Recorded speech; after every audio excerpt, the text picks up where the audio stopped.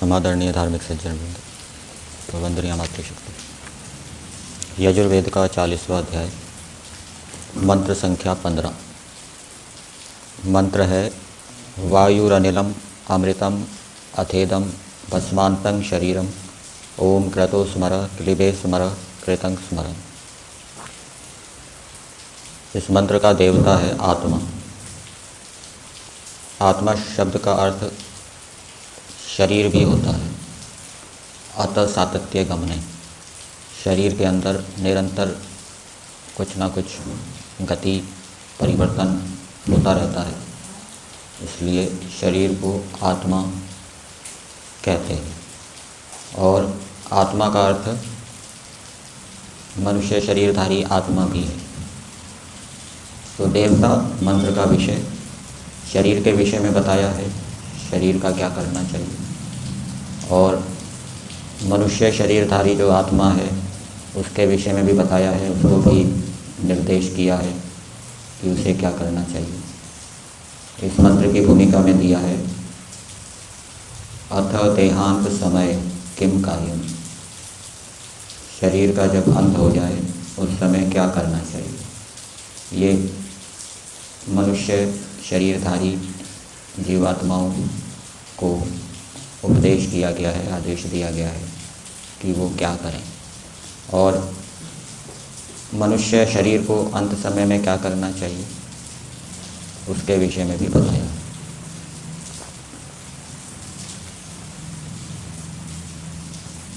मंत्र के पद है वायु अनिलम।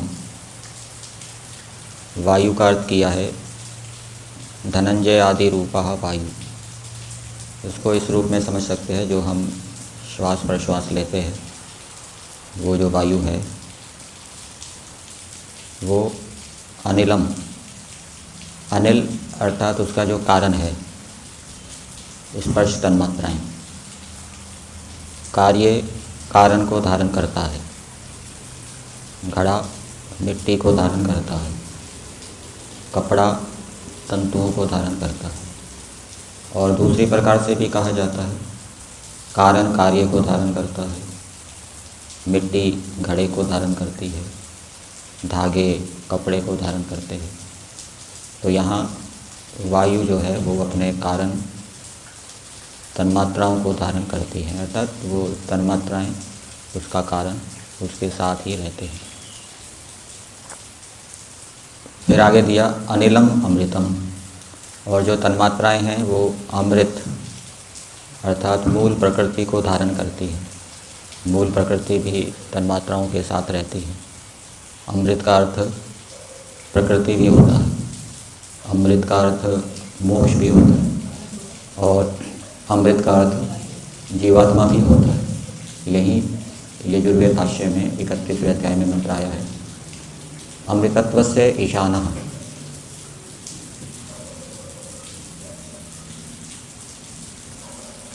यद अन्नेन अतिरोहति।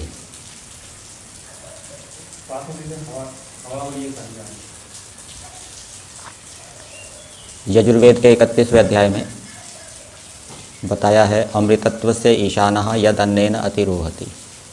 वहाँ अमृतत्व के महर्षि दयानंद जी ने कई अर्थ किए हैं। जो परमेश्वर अमृत अर्थात प्रकृति का अधिष्ठाता है, जो परमात्मा अमृत अर्थात मोक्ष का अधिष्ठाता है, जो परमात्मा अमृत अर्थात प्रकृति का स्वामी है, अधिष्ठाता है, और अमृत का अर्थ जीवात्मा भी किया है, जो परमेश्वर जीवात्मा का अधिष्ठाता है, स्वामी है। तो यहाँ अमृत का अर्थ प्रकृति किया है। तो स्पर्श तन्मात्राएं जो कि स्थूल वायु का कारण है वो प्रकृति को धारण करती हैं, और जब शरीर वायु को धारण नहीं करता तब ये शरीर अंत को प्राप्त हो जाता है, समाप्त हो जाता है। जब तक शरीर वायु को धारण करता है तब तक जीवित रहता है, और जब शरीर वायु को धारण नहीं करता तब ये समाप्त हो जाता है। उस समय इस शरीर को क्या करना चाहिए। भस्मांतं शरीरम, इस शरीर को अंत समय में जलाकर भस्म कर देना चाहिए। ये जो उपाय है, इस उपाय से कम दुर्गंध फैलेगी, कम से कम रोग होंगे। और यदि विधि पूर्वक किया जाए सामग्री आदि के माध्यम से तो दुर्गंध और रोग ना भी हो, ये भी संभावना हो सकती है। तो वेद का आदेश है मनुष्यों के लिए कि इस शरीर को अंत समय में जलाकर भस्म कर देना चाहिए, गाड़ना नहीं चाहिए, नदी में फेंकना नहीं चाहिए, और वैसे भी खुला नहीं छोड़ देना चाहिए कि जो मांसाहारी पशु पक्षी इसको खाते रहें। मनुष्य शरीर की बात हो रही है। फिर आगे दिया है, जीवात्मा के लिए निर्देश किया है, ओम क्रतु स्मर। क्रतु अर्थात जीवात्मा। जीवात्मा को क्रतु क्यों कहते हैं? क्रतु का अर्थ होता है कर्म। जो कर्म करने के स्वभाव वाला जीवात्मा है, कर्म करने वाला, तो उस जीवात्मा को संबोधित करते हुए परमेश्वर कह रहे हैं कि तू ओम स्मर। ओम इस नाम का जो वाच्य है उसका स्मरण कर। यहाँ पर संस्कृत भाग में स्मर का अर्थ किया है पर्यालोचय, सब ओर से परमेश्वर की आलोचना कर, विचार कर, चिंतन मनन कर। किस लिए कर? ईश्वर की उपासना करने के लिए, उसके गुण कर्म स्वभावों को धारण करने के लिए। फिर दूसरी बात बताई जीवात्मा के लिए, क्लिबे स्मर। क्लिबे का अर्थ किया है अपने सामर्थ्य के लिए। ये चतुर्थी विभक्ति है। जैसे वाक शब्द होता है, वाक का चतुर्थी में वाच्य होता है, ऐसे यहाँ पर क्लिब शब्द है, क्लिब का चतुर्थी में क्लिबे। अपने सामर्थ्य के लिए स्मरण कर। किसका स्मरण कर? यहाँ पर दो अर्थ किए हैं, परमात्मा का स्मरण कर और अपने स्वरूप का स्मरण कर। तो अपने सामर्थ्य के लिए इसका मतलब क्या है? भावार्थ में दिया है कि मनुष्य अपने सामर्थ्य को बढ़ाया करें। तो अपने सामर्थ्य को बढ़ाने के लिए जो जीवात्मा है वो परमात्मा का स्मरण करे और अपने स्वरूप का स्मरण करे। तो परमात्मा के स्वरूप का स्मरण करने से सामर्थ्य कैसे बढ़ेगा? जैसे प्रार्थना करते हैं, ओम सहो वसी सहो में देही। हे प्रभु, आप अनंत सामर्थ्य वाले हैं, मुझे भी सामर्थ्य दीजिए। बलमसी बलम में देही, आप अनंत बल से युक्त हैं, मुझको भी बल दीजिए। तो जब ईश्वर के अंदर जीवात्मा अनंत बल, अनंत सहन शक्ति को देखता है तो उसके अंदर भी फिर अधिक सहन शक्ति, अधिक बल को धारण करने की इच्छा उत्पन्न होती है और वो प्रार्थना करता है, पुरुषार्थ भी करता है, और उस पुरुषार्थ के फलस्वरूप उसको सहन शक्ति मिलती है, उसका सहन शक्ति बढ़ती है, धैर्य बढ़ता है, बल बढ़ता है। तो अपने सामर्थ्य को बढ़ाने के लिए ईश्वर की सगुण प्रार्थना करे, प्रार्थना के साथ साथ पुरुषार्थ भी करे। महर्षि दयानंद जी ने लिखा है कि योग से बल बढ़ता है, योग से सामर्थ्य बढ़ता है। अर्थात योग के अनुष्ठान को बढ़ाता रहे, यम नियम आदि के स्तर को बढ़ाता रहे और साथ साथ में ईश्वर से भी प्रार्थना करता रहे, तो उससे उसका क्या है, सामर्थ्य बढ़ेगा। दूसरी बात लिखी, अपने स्वरूप का चिंतन कर अपने सामर्थ्य को बढ़ाने के लिए। तो जब मनुष्य ये विचारता है कि मैं जीवात्मा नित्य हूँ, अविनाशी हूँ, तो उसके अंदर प्रतिकूलताओं को सहन करने का सामर्थ्य बढ़ता है कि इस भौतिक हानि से मेरी हानि कुछ भी नहीं हुई, अपमान से मेरी हानि कुछ भी नहीं हुई। ऐसा विचार करने से उसके अंदर सहन करने का सामर्थ्य बढ़ता है। इसी प्रकार से जीवात्मा अल्पज्य है, अल्प सामर्थ्य वाला है, सामने वाले ने कोई त्रुटि कर दी, दोष कर दिया, और जब उसको जीवात्मा के स्वरूप को याद रखेगा वो, तो उससे वो दुखी नहीं होगा, उसको सहन कर लेगा। तो जीवात्मा अल्पज्य है, अल्प सामर्थ्य वाला है, जीवात्मा नित्य है, अविनाशी है। लाभ होने पर जीवात्मा बढ़ता नहीं है, हानि होने पर जीवात्मा घटता नहीं है। इस प्रकार से विचार करने से जब उसको लाभ होगा, सम्मान होगा, तो उस सम्मान को भी वो सहन कर लेगा। सम्मान होने से वो प्रसन्न नहीं होगा, खुश नहीं होगा। और अपमान होने से वो दुखी नहीं होगा, अपमान को भी सहन कर लेगा, सम्मान को भी सहन कर लेगा। इस प्रकार से आत्मा के स्वरूप का चिंतन करने से जैसे जैसे आत्मा का स्वरूप समझ में आता जाता है, वैसे वैसे उसका मान अपमान को सहन करने का सामर्थ्य भी बढ़ता है। तो इसलिए कहा कि जीवात्मा अपने सामर्थ्य को बढ़ाने के लिए परमात्मा का स्मरण करे, अर्थात परमात्मा की सगुण प्रार्थना करे, प्रार्थना के साथ साथ पुरुषार्थ भी करे, योग का अनुष्ठान करे, योग के स्तर को बढ़ाता रहे, और उसके साथ साथ अपने स्वरूप का भी चिंतन करे। अपने स्वरूप के चिंतन के साथ साथ योगाभ्यास भी करना है। अपने स्वरूप का चिंतन तो कर रहा है और योगाभ्यास नहीं कर रहा तो अपना स्वरूप समझ में नहीं आएगा, अपने स्वरूप के विषय में ज्ञान शुद्ध नहीं होगा, अशुद्ध ही बना रहेगा।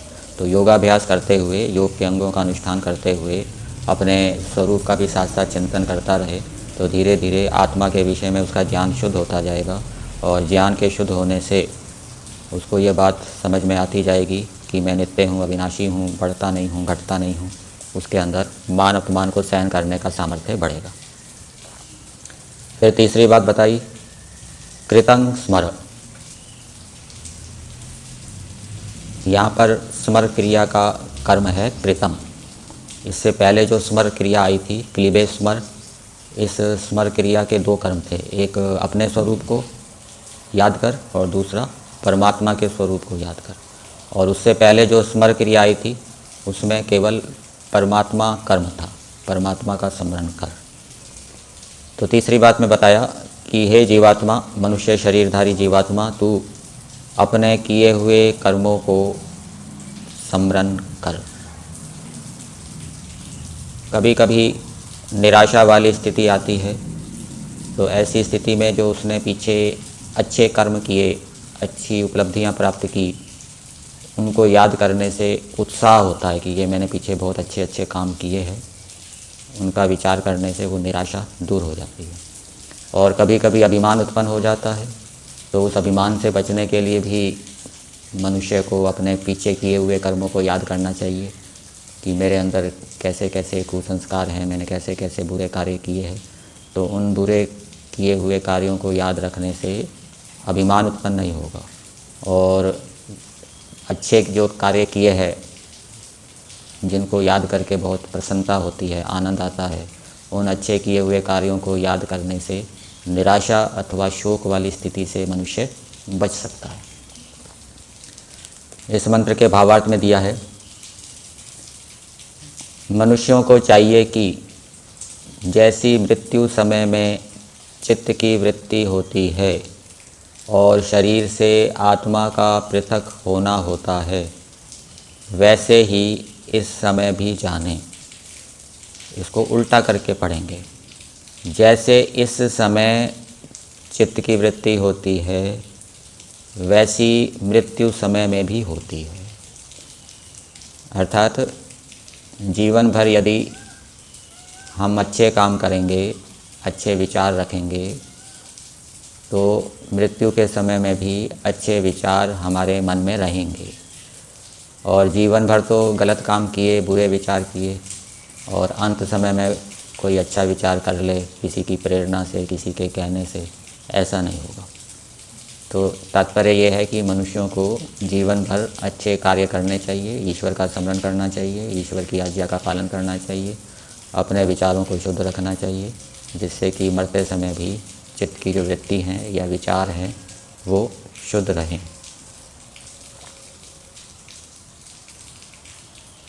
ये ओम क्रतो स्मर, ये जो मंत्र के पद दिए हैं ना, इससे तात्पर्य निकाला गया है। और इससे दूसरा तात्पर्य भी निकाला है जो कि भावार्थ की अंतिम पंक्ति में दिया है, किया हुआ कर्म निष्फल नहीं होता, ऐसा मानकर धर्म में रुचि और अधर्म में अप्रीति किया करें। तो जीवात्मा को आदेश दिया गया है, तू ईश्वर का स्मरण कर, ईश्वर के गुण कर्म स्वभावों का स्मरण कर, ईश्वर न्यायकारी है उसको याद रख, कर्माध्यक्ष है उसको याद रख, एक एक कर्म का फल देने वाला है, कोई भी कर्म अच्छा है या बुरा है वो व्यर्थ नहीं जाएगा, उसका फल अवश्य मिलेगा।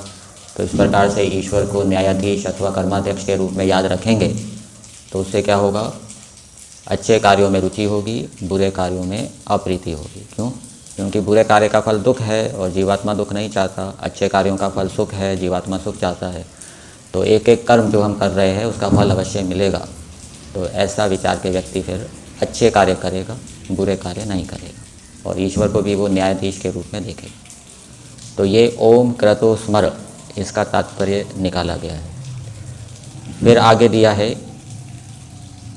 इस शरीर को जलाने पर्यंत क्रिया करें, जलाने के पश्चात शरीर का कोई संस्कार ना करें। जलाने के बाद शरीर का कौन सा संस्कार होता है? जलाने के बाद तो शरीर रहता ही नहीं।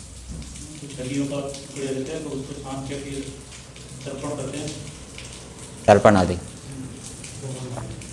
तो जलाने के पश्चात कोई क्रियाकांड ना करें, कर्मकांड ना करें। फिर आगे दिया है, वर्तमान समय में एक परमेश्वर की ही आज्ञा का पालन, उपासना और अपने सामर्थ्य को बढ़ाया करें। तो ये ओम क्रतो स्मर से ये भी भाव निकाला है कि हे जीवात्मा, तू ईश्वर का स्मरण कर, अर्थात ईश्वर के गुण कर्म स्वभावों का स्मरण कर। किस लिए कर? उसकी उपासना करने के लिए, उसकी आज्ञा का पालन करने के लिए। और ये भी ओम क्रतो स्मर से भाव निकाला है, तो ईश्वर का स्मरण कर, अर्थात ईश्वर का जो न्यायकारी गुण है उसको स्मरण कर।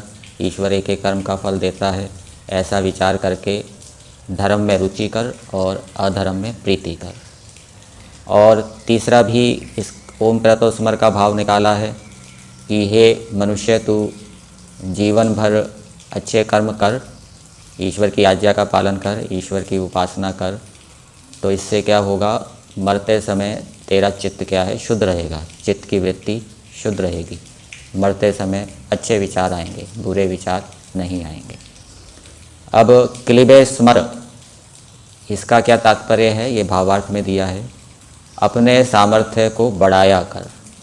तो मनुष्यों को अपना सामर्थ्य बढ़ाना चाहिए, और सामर्थ्य को बढ़ाने का क्या उपाय है वो पदार्थ के अंदर दिया है। उसके लिए परमात्मा का चिंतन कर, परमात्मा की प्रार्थना कर, साथ साथ में योगाभ्यास भी कर और अपने स्वरूप का भी चिंतन कर योगाभ्यास करते हुए। तो इससे सामर्थ्य बढ़ेगा। और कृतं स्मर,